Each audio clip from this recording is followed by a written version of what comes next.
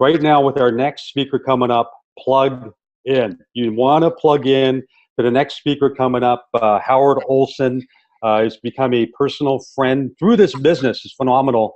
And spent time with him in Las Vegas, been to Nashville, been to Germany, of course, in the greater Vancouver area, spent time at his home. He is nothing but first class, but he's a real thing. He likes to have fun, but he's focused and passionate about what he does. And so here's a little bit about Howard. He's Canada's leading sales and communications training expert with a career that spans 3 decades in over 20 countries. Howard forges experience as global account director working out of Hong Kong, selling to and for multinationals like HP, Dell, Boeing, Airbus, and countless high-tech firms while building global sales teams. He has over $400 million in personal sales to his credit, and along the way discovered he was just as good at coaching sales as he was at making them. When he's not on stage or behind camera, you can find him with his wife, Michaela, entertaining friends. And hey, we've been there. It's a lot of fun, grooving to funky music. And I can attest, he's a grooving guy down at Grand Ole Opry. We had a lot of fun there. Or winding around twisted roads on their much-loved Harley, sometimes all at once. Howard, it's all yours, my friend. It's kind of funny listening to your bio be read to you, so thank you for that. You know, you said that every day you thank God for Marilyn, and I've had the chance to meet her too. I thank God for her and the wisdom she brings, but yeah, I thank God for this incredible team, and I thank God for this incredible business. I am deeply, deeply, deeply passionate about this. You know, sales training is kind of what I do. Building global teams is what I've been doing. But you know, with Karatbars, I feel a call on my life to help wake people up to what's going on in the world, and then show them a vehicle that can help us ride through the storm that is inevitably, it's not just coming. I mean, it's already here. We're starting to see that. But that's not the subject matter I want to get into here today. I mean, we got great training. We're talking about how to get started right. We heard great information from Greg and from Bo and from all the rest of that. And now we got a bunch of fired up people who want to just grow their businesses. And, you know, so we saw the getting started right training. But then there's this thing called objections, which just typically kind of hang us up. And I want to help us through that today. All right, because objections, what are they, and why do they trip us, and all the rest of this. So I want to take us into the mindset around these things. I want to show us how to deal with these things, and then ultimately show us how to glide through it so we can build these businesses, our Karatbars businesses, in our future with absolutely no friction. So this is all about friction-free business building. So let's just jump into this. So the first thing the question is, so anybody ever heard an objection? Objections, anyone? So what is an objection? I think that's the first thing we need to tackle. What is an objection? Well, let me tell you what an objection is. I've been doing this and I've been studying this for a lot of years. You know what an objection is? An objection is the noun form of the verb to object. So when you hear that word, to object to something, what does that mean? Like, we've all seen these court shows on television, right? We've seen Law and Order and, you know, whatever other shows out there. And you know, you got the 2 lawyers going at it. You got the prosecuting attorney and you got the defense attorney. And one of the attorneys gets up and says, "I object, Your Honor, I object." What's he saying? He's saying, "No, I disagree. I disagree. You can't get away with that." So an objection is not a true objection is when somebody says, "No, I disagree. No, I disagree with what you're saying." So I went out to the field. Now, I've been in Karatbars now for a couple of years, and there are 2 common things that I hear over and over again. And when I was asked to do this piece on objection handling, I went back out to the other panelists here and some of the other leaders and I said, "What are some of the most common objections you hear? Because I know what my 2 are." Typically, my 2 that I hear over and over again was, "Well, what about this whole price thing? I mean, I can get a gram cheaper than I can get it at Karatbars." And then the second thing that I typically hear over and over again would be something like, "Well, who are your competitors?" And honestly, in 2 years, that's all I've ever heard, and I only ever hear that about 10% of the time.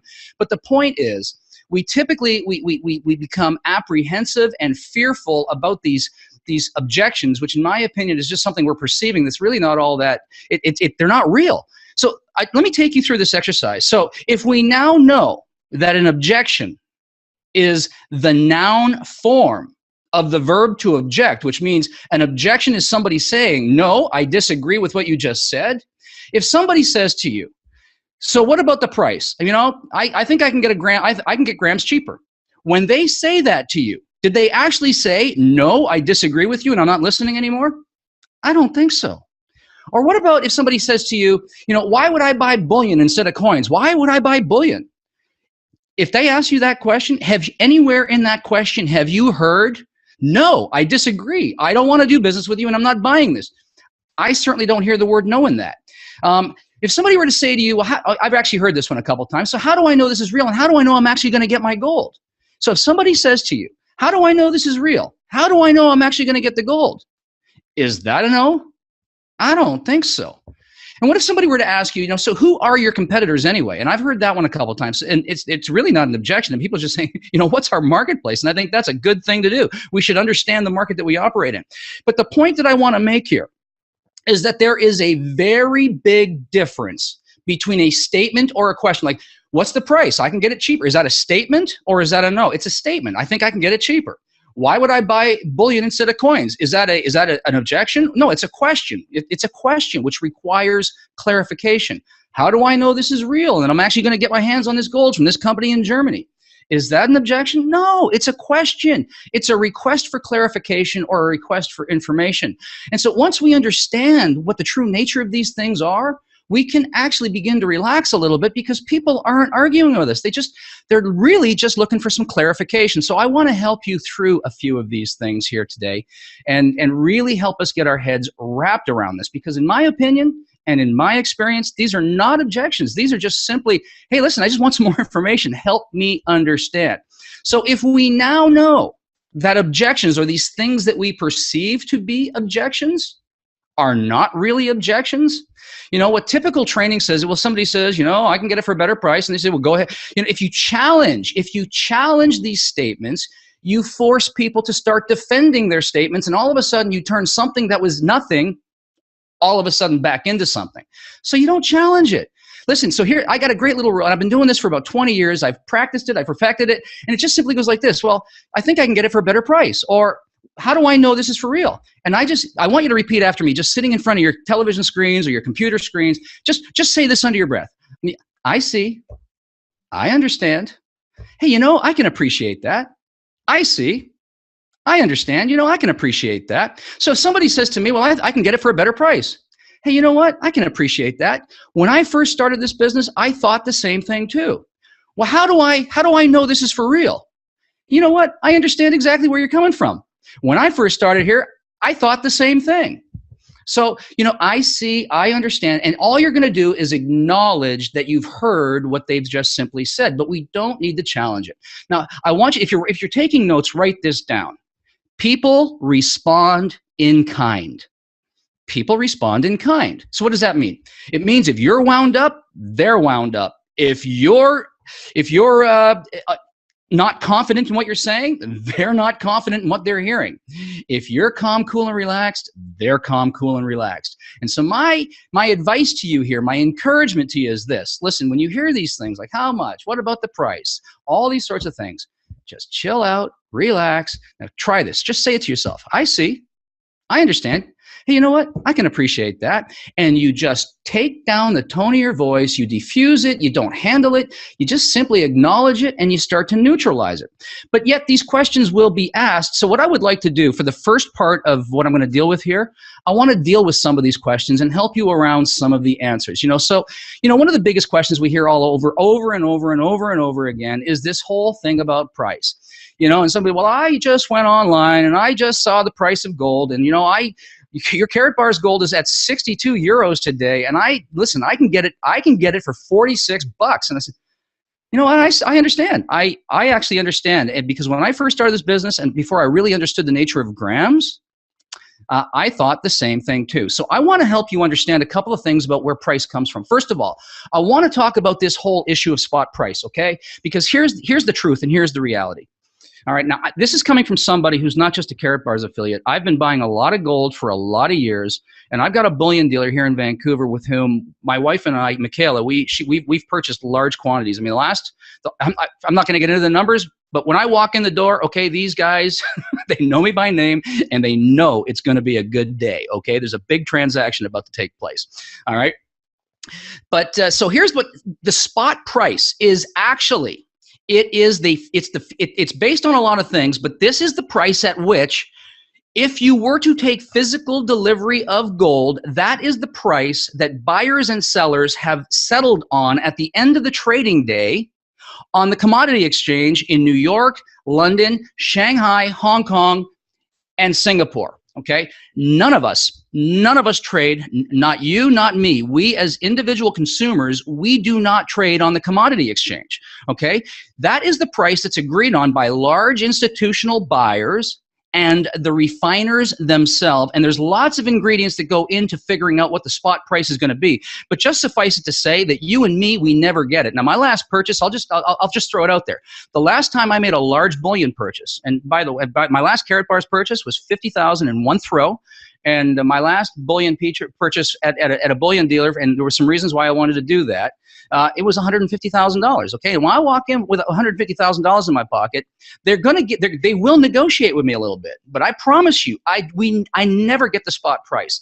So here's what the spot price is. The spot price is based on what's called the futures commodity price, which based on what they think is coming out of the ground, and people exercising their futures and shorting the market and doing all these other sorts of things, combined with all the paper gold. Now, here's what I want you to understand, okay? There is a very big difference between physical gold and the spot price of gold and actual gold. And here's what's going on. One of the ways that the market price is being manipulated, first of all, you have physical gold which is being pulled out of the ground. But secondly, you've got the traders out there that are trading in these things called ETFs. An ETF is an exchange-traded fund. Now, we all know what fiat currency is. You want to know what a gold ETF is?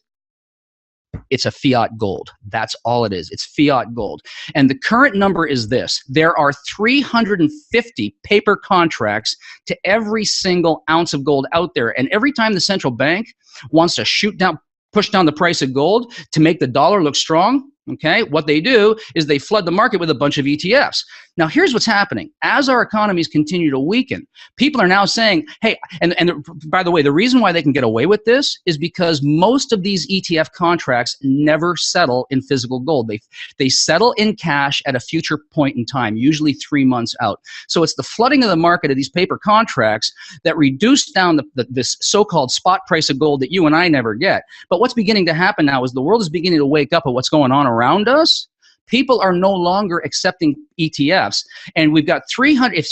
If there are 350 claims on each ounce of gold, what's beginning to happen now? Those people with these claims are beginning to say, "I don't want to settle in cash. I want to take physical delivery." And what that's doing now is it's starting to put a squeeze on the amount of physical gold available in the marketplace. And in fact, in markets like India and in China and in Russia right now, gold is selling for several multiples above the spot price. So first of all, you and I never get the spot price. The second thing that happens, which I like to explain to people, and by the time I explain it, they usually get, okay, now I get it. Because what happens is we start educating somebody about gold. We talk to them about Karatbars. They see some of our informational videos. They go, they watch the videos. They come to the webinars. They start learning about the true nature of fiat currency and why gold is holding its value. We do this whole education. Then the next thing they do is they go onto the internet. They Google up gold price. And what do they see? They see the spot price for gold. And then they say, well, how many grams go into an ounce? And they say, okay, it takes 31.1 grams to make an ounce. So they take whatever that spot price is, divide it by 31.1, and they say, well, that's what the price of them should be. No. Okay, so here's the second thing. First of all, none of us get the spot price. And you can't price grams by ounces. Okay, so here's the thing. I've in my lifetime, I have consumed and purchased a lot of gold, and I have some 100-ounce bars. I've got some 10-ounce bars. I've got 1-ounce bars, and I've also got grams, lots of grams that I've accumulated through Karatbars. And I'll tell you this: when I go to the dealer and I buy a 10-ounce bar of gold, I get a better price. I don't get the spot price. Okay, I never get the spot price. It doesn't exist. Before I even go into this, let me explain what the chain of gold looks like. First of all, here's how the price of gold really gets arrived at. First of all, somebody owns a mine in Peru or in Canada or in Australia or somewhere in Africa, and so someone digs a hole and starts stripping out the ground, and they find veins of ore. Okay, so the ore gets pulled out of the mine, and then the miner basically sells that raw ore either to a tolling operation, which shakes it out and gets the rocks off of it, or sends it directly over to the refiner. Okay, the price at which the ore from the ground goes to the refiner is just slightly below the spot price, which is why we're seeing more and more gold production happening now, because the spot price is rising relative to these currencies, which is now making it interesting for miners to ramp up their production. Okay, so ore comes out of the ground. It gets sold to the refiner at a price literally just a couple of percentage points below whatever the spot price is. It goes into the refiner melts it down, extracts all the impurities, okay, turns it into pure gold, okay, there's several grades, so I'm not going to get into 4.9s, 3.9s, 2.9s. We have 4.9s gold, the best gold out there. Then the refiner takes that and then puts it into bricks. They put it into 100-ounce bars, kilo-sized bars, 10 ounces, 1 ounces, and yes, even grams, okay? Then the gold from the refiner goes over to the wholesaler or the distributor or the institutional buyer, which could be HSBC Bank, it could be the Federal Reserve, it could be any one of these large institutional buyers. None of us are that. And then that from the refiner to the institutional buyer, it usually settles out slightly above the spot price, because now we're dealing with pure gold. And then from the refiner, it hits the wholesaler or the bullion dealer, and then the bullion dealer also has to put a margin on it. So by the time it gets out into the retail channel, it's been touched 6 or 7 times, and that's why it's never at the spot price. So now that we understand that, okay, so there is a daily price for gold, and it is related to the spot price, but none of us ever get it. All right, now, anything purchased in quantity, you're going to get a better price per unit of measure than anything bought in a smaller quantity. And the example I give 2 examples. I mean, I'm a cheesehead. I'm not from Wisconsin, but man, I love my cheese. And if I go off and buy a 5-pound brick of cheese, my price per ounce is less than if I buy a 2-pound brick of cheese. But if I buy a 2-pound brick of cheese, I'm going to pay more by the ounce than I did for the 5, but I'm going to pay less by the ounce if I only buy a 1-pound brick of cheese. Okay, and on and on and on we go. If I buy a half-pound brick of cheese, I'm going to pay more per ounce than if I bought a pound. Same thing with milk. Okay, it takes 4 quarts to make a milk, to make a gallon of milk. Your price per gallon, okay, is going to be less than if you buy 4 quarts. Anything in quantity, because it has to be manufactured, it needs to be packaged, it needs to be shipped, it needs to be distributed, it needs to be retailed, all of these things. It's no different with gold, okay? When you buy a 100-ounce bar of gold, your price per ounce will be higher than the spot price, but it will be less than if you buy a 10-ounce bar of gold. If you buy a 10-ounce bar of gold, your price per ounce will be less than if you buy a 5-ounce bar of gold. And if you buy a 5-ounce bar of gold, your price per ounce will be less than if you buy 1 ounce. And if you buy an ounce, you're going to pay less per ounce than if you buy by the gram. Listen, now think about these Karatbars. Every single one of these things needs to be refined. It needs to be minted. It needs to be stamped. It needs to be serial numbered. It needs to be encased in a plastic card to put the security features on it. It needs to have the hologram technology on it. And I don't care where you're buying it. You will never, ever, ever get 31 grams of gold for the price of an ounce. It will always cost you more no matter where you get it. So, and I encourage people to go test that theory. I've tested it myself countless times, okay? So there's the second thing.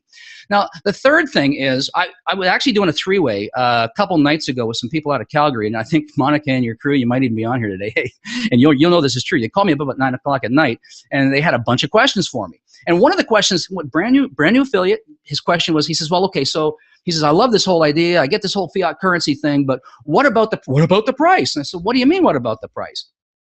He says, well, I just went online and I just found a gram for, I can't remember the exact price he quoted, but I think he said it was like $50 US. I said, really? You found a gram for $50? He said, I sure did. I said, are you online right now? And he said, yes. I said, I want you to go to the website and I want you to go try and buy one. He said, what do you mean? I said, go try and buy one.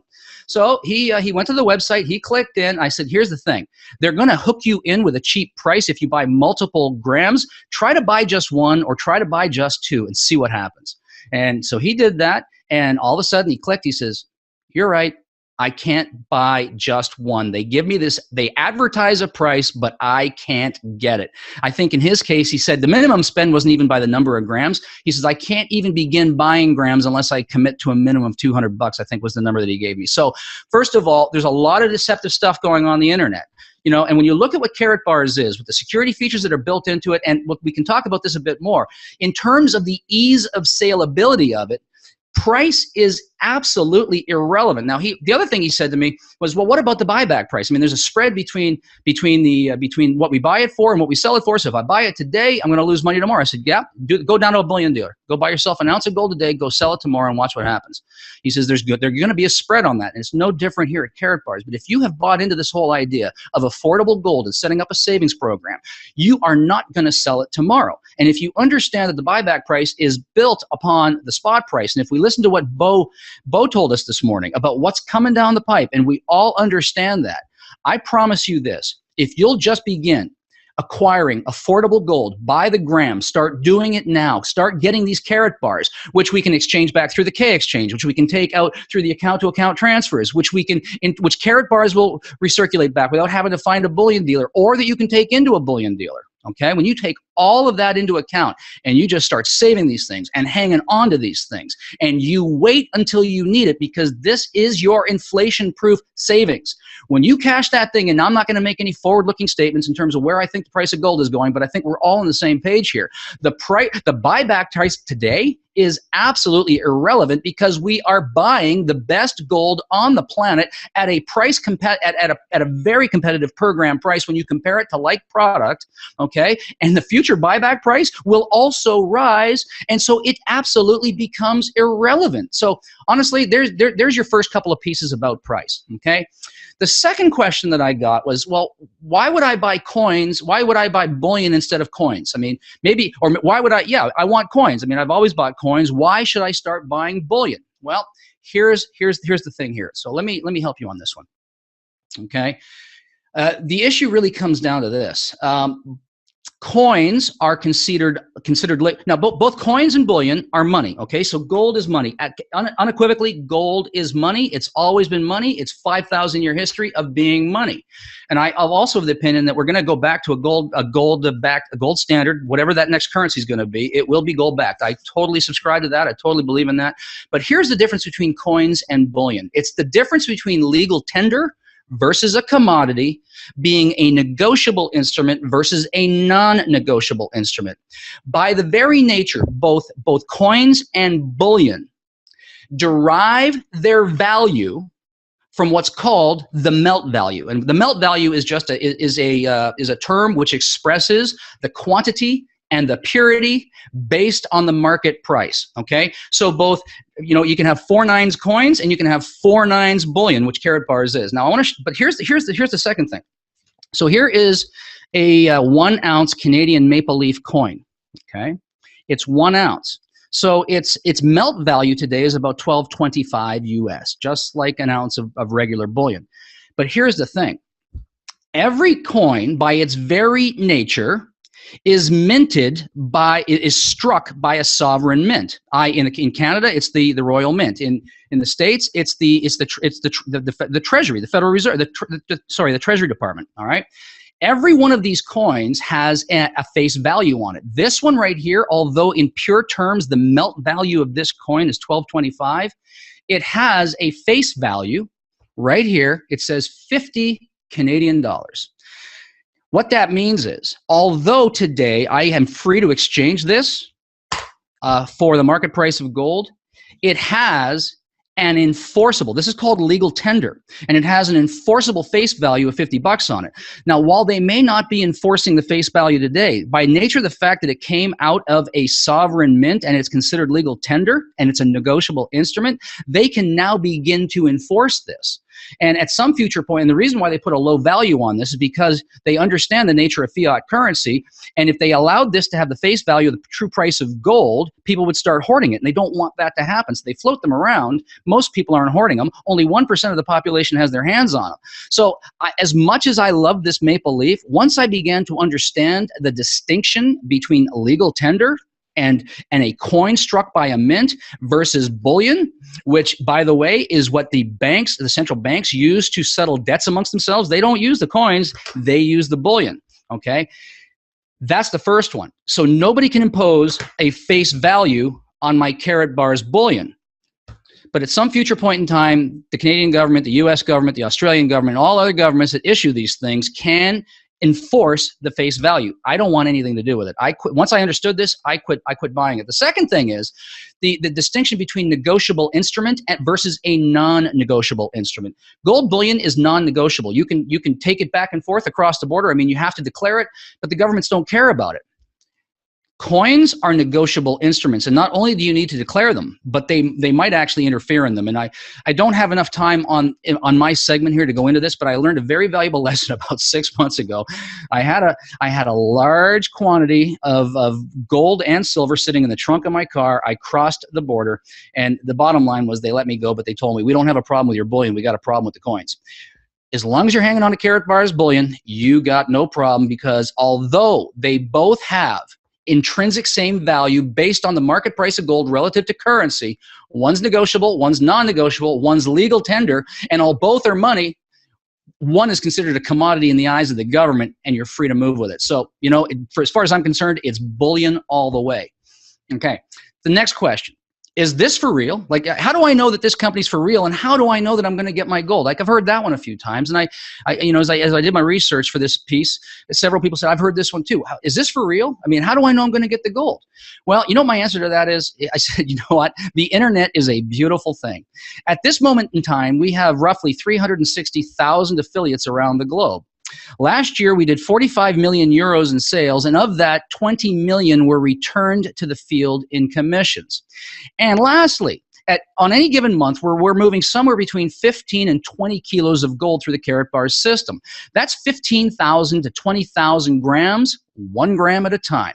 Now, if you've got 360,000 affiliates, all expecting 20 million in commissions, expecting to move 15,000 grams a month, if people were not receiving their commissions and if people were not receiving their gold, I tell you what, the internet would be flooded with complaints about it, that this is the biggest scam on the planet. So the first place I would go looking is anybody complaining about non-delivery, and is anybody complaining about non-payment? And as far as I can tell, I can't find any of it. And every time I've said something like that, it has completely satisfied them.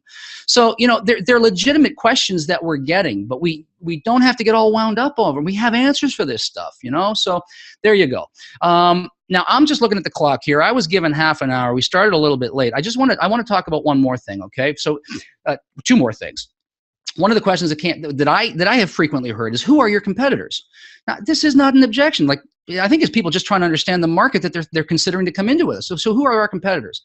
And my very simple answer to that is, well, I'd be arrogant to say that we don't have any competitors, but I think I'd be more truthful to say that I think any competitor that we have it's a matter of perception. In terms of what we do by providing a completely integrated e-commerce system that operates off the grid, which is completely gold-backed, there's nobody else on the planet doing what we're doing. Okay, but if you're looking at it just from a commodity perspective, there's a couple places that you might look. One would be, other bullion dealers, either online or offline. So perceptually, that could be a competitor, but they don't offer any kind of a compensation model. You typically have to buy in larger quantities, and they don't give you the ability to set up any kind of a meaningful savings plan out of it and then return money back to you from which you can enhance your savings. So honestly, bullion dealers, they're not our competitor. They're actually our friend, because they will actually take Karatbars and exchange them into currency if you walk, and I've tested this. I went down to my bullion guy when I first became a Karatbars affiliate. Walked in one day and I said, "Hey, Darren." He said, "Hey, Howard." And he thought I was about to buy some bullion. And I said, "Not today, Darren. I got a question for you." I said, "Hey, Darren." I said, "Listen, have you ever seen things?" And he said, "What is it?" So I handed it to him. He looked at it. He said, "Nope, never seen one." I said, "Well, my question to you is, if I walked in here one day and I asked you to exchange that back into currency for me, would you give me cash for it?" And he just simply said, "I don't know. Let me see it." So he took it and he looked at it, and I saw him do one of these, and he looked at it, and he saw that little hologram thing on there, and he saw the stamp, and then he saw LBMA, and he saw the serial number, he saw the deer, so he looked at that. Now, we all know what the SDNA reader, maybe not all of us, but it's a reader that can test the purity of the gold. Well, most bullion shops have one of these really, really expensive machines in there. He took this thing, he stuck it under his machine, which basically allows him to look at the intrinsic property of the gold, and it gave a reading. I actually watched him do it. Was Hal with me? Maybe Greg Gary was with me one of the days that I did this. Anyway, he put it under the machine. came up 4 nines, and Darren, who had never seen one of these before, in the bullion shop right here in Vancouver, said, yep, I'd give you money for that. And I said, how much? And he basically said, whatever the market price of gold is today is what I'd give you for that. And I went, man, I know we got a slam dunk here. This is a winner. The guy's never seen one, and he's instantly willing to convert it back into currency for me. The challenge that you have with other gold, okay, is the fact if it doesn't have these security features on it, good luck liquidating it when you need the cash. What Karatbars has done is absolutely ensure that we can turn this back into currency. So you save them and you save them and you save them and you save them and you save them. And the whole idea is not to buy them today and get rid of them tomorrow. The idea is to save them and to sit on them until the storm finally hits our shore, and this becomes your daily spendable gold, either using the K exchange, the account-to-account transfer, the buyback through Karatbars, or you can even walk it into a local bullion shop or a K exchange merchant that just happens to have a storefront in your neighborhood, and they're going to be growing. You'll hear more about that in Los Angeles. But so honestly, we really don't have any competitors. I mean, BitGold is another one. They claim to sell by the gram. They sell by the gram, but you can't sell unless you do it in 10-gram increments. I know some people that have Bitcoin accounts, and it's been a horror story for them trying to sell it back again. So, you know, honestly, I wouldn't go anywhere near that. And so in my opinion, I really don't think we have any competitors. The competitors are really perceived competitors, and people understand what it is that we do with these inflation-proof savings accounts that then provide residual income so that we can accelerate our cash flow and start increasing our savings. This is the most powerful, independent, off-the-grid, fully integrated e-commerce ecosystem backed by gold. That's what we got, and there's nobody else on the planet that's got that. All right? And if you have trouble with the question, show them this video. It'll be online in about a week. So there you go. There's another one. So, you know, as my friend Tony, Tony Soprano says, hey, objections? Forget about it. Hey, forget about it. People aren't objecting to us. They're just asking questions that require some explanation. And the good news is, if you don't feel qualified to answer these questions, there are plenty of us around. You just dial in a 3-way, say, hey, I got a customer, I got a new affiliate, or a new guy's looking at this, and could you help me answer the question? You don't have to do it yourself, and that's how this works. So I'm looking at the clock here, and Brian or Marilyn, could you type into the chat box and let me know whether you're going to give me a few more minutes or not, or whether my time is actually up? Howard, we're going to have to unplug you now. I'm unplugged. That's it for me. Olson, well, I'm still plugged out. into you for a long time, but we'll have to unplug you just due to one at a time. But phenomenal job, man. Incredible. I'm just getting wound up, man. I know you are, and you're just like the ever-ready bunny. I mean, it just don't stop, and I just so amazed. We're all in awe of you. The people are disappointed that I have to unplug you. Well, but we'll. There's more. There's more and better stuff that follows this. So, and there was more and better stuff that preceded it. So. Oh man, you're awesome. Thank you so much, Howard. Right. What can we say, everybody? Just thumbs up, cheers, celebrations. I mean, it's just the way you lay it out, line upon line, precept upon precept. It's just like, bam, phenomenal. So, right. Hey, there's more. We'll get more from you, Howard. Thank you so much.